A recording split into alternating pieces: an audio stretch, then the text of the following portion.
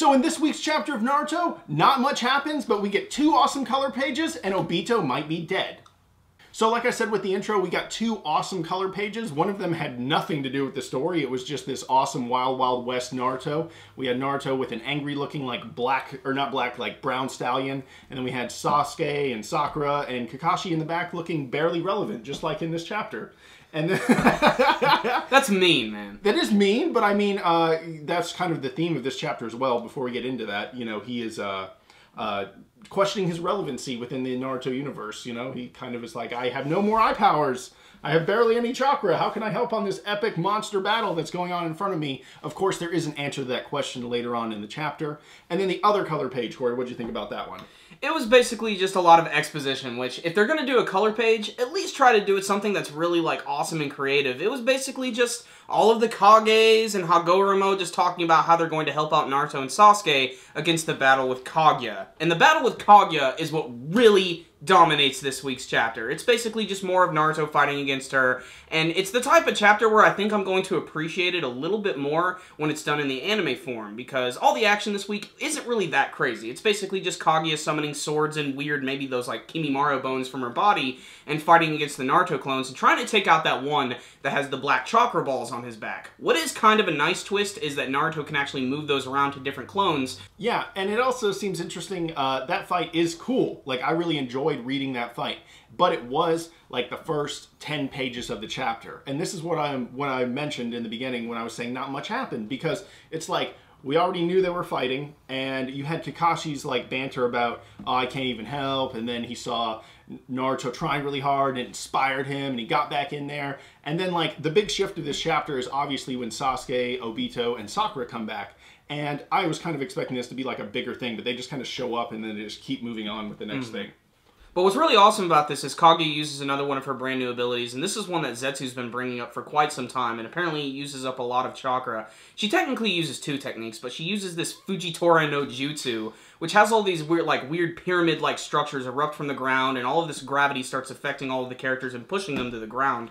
And then she starts to use her weird bone sword abilities to try and to attack them. And that's where the most important part of this chapter comes into play, because she's trying to kill Naruto and Sasuke, but Kakashi and Obito decide they're going to try and do something to help, and they both jump in the way of these attacks. And it looks like they're both getting ready to take them head on, and Kakashi's like accepting death right here. He's like, this is it. Me and Obito are finally coming to see you, Ren. Take me, God! And as soon as he's about to do this, there's this really interesting scene, which is probably the best part of this week's chapter, and I'm not sure if this is metaphorical or not, but when both Kakashi and Obito are running forward, they're suddenly grabbed by Rin's hands, and you can see them when they're younger, they're all together, and obviously in the next panel, Rin is not there. But that's just some really nice symbolism, and that's the type of thing that, again, is going to work really nice in the anime. They're both going to get up, but here's the thing. Obito's not going to let Kakashi die. No. He's not going to let this happen again, and in a sense, this is sort of like a nice callback to the scene where Rin was saved, and Obito threw them out of the way and took the rock to the face and the body, and it destroyed them all. And now he's using the Kamui to get rid of Kaguya's attack. Kakashi's not going to be killed. He takes the attack head on, ending this week's chapter, and it's almost certainly going to kill him. And I imagine at this point, he's not surviving. He's out of chakra, he has no more powers, they've been going from dimension to save Sasuke, and since they did that, his mission is over. Yeah, I feel like as a character, Obito has done everything he needs to do. And in a story, when a character runs out of their purpose, they can die. A meaningful death. And I feel like this is probably the end of Obito. We've probably thought it's going to be the end of Obito like 4 times, though, already. Yeah, and that's not to say that the death of a character makes a series important, but it can give a little bit of weight behind it, and at this point, I think it would be the perfect way to end Obito's story, like you said. Yeah, like he did this last thing with the dimensional travel to get Sasuke back on the battlefield. And after he did that, I just don't feel like that character has much to do. And considering Sakura has like no chakra left to heal him, well, Naruto does have chakra, so technically he... Naruto always has chakra, but that's just because he's the god main character of the universe. What I do think is going to be interesting about the coming chapters and what I want to see from it is, we were talking about this before, now that Obito's probably going to die, when he dies, how is Naruto and Sasuke going to react to this? I thought that they might go into like the whole Gohan reaction. Android 16's head has just been crushed. Just let it go, Naruto. Let go all of your hate. And I just want to see Naruto, bah! And just go crazy and just like start attacking Kaguya and going nuts. And obviously that's going to happen soon because the climax of the series is still possibly coming around the corner. But obviously with all the stuff that happened this week, the possible death of Obito, Naruto versus Kaguya, my favorite thing is still that Western page. And there's a number of reasons for that. That is awesome. One, the color's great. And I love the fact that Kishimoto's having a lot of fun with this because he already did one before where he had like the ancient samurais and did another one with the group of all of the Jinchuriki with their special outfits. And then he just did another one where they're all like in a fantasy setting. And I just want to see like, why can't they make these into fillers? Why can't we have like a Western Naruto filler? That would be awesome. If anything, it's an excuse to see Naruto with 2 freaking revolvers. That is awesome and worth the price of admission alone. Yes, Red Dead Naruto. You know, that would have been an awesome game. Yeah, the other thing I want to talk about before we end this review today is, was the Ren thing metaphorical, or was like her ghost literally helping them up? Because everyone else was stuck to the ground.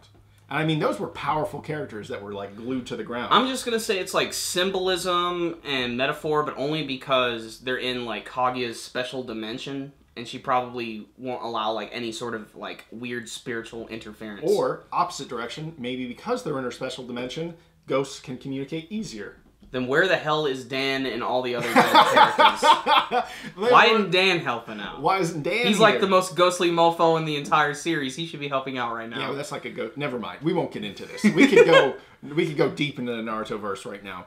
But yeah, I really did enjoy this chapter, but I thought not much happened. So I say 7 out of 10. I agree, 7 out of 10. As much as I like action, because I'm a huge action junkie, the battle between Kaguya and Naruto really isn't too different from what we saw in the last couple weeks. Yeah. And obviously the big thing to take away from this chapter is the possible death of Obito Uchiha. So you guys heard us talk in the entire video, but we want to hear what you guys thought about this week's chapter of Naruto. And the big question of the week is, do you think Obito Uchiha is actually going to die? And do you want to see him do anything really cool before he dies? Remember guys, before you leave, make sure to hit that like button so you can give this video a thumbs up. It really helps us out. And make sure to subscribe to the channel if you have not already. You guys can also check us out on Facebook and on Twitter. We'll put some links for those in the description box below. Do you like Amazon.com? I know I do. Corey and I now have an Amazon link in our video description box below. And if you go to it and buy anything through Amazon.com, it will support our channel. So bookmark that link, make it happen, and support our channel without having to do a damn thing. Another great way you guys can help support our channel is by donating directly through our PayPal link in the description box below. We recommend $2 a month, although this is completely optional. But the best way to go about this is by sneaking into your mom's room and taking $2. This way, she won't even notice. And we won't have to shake you up for all of your lunch money. So guys, that concludes this review today. Super Kami Guru 9000. Out.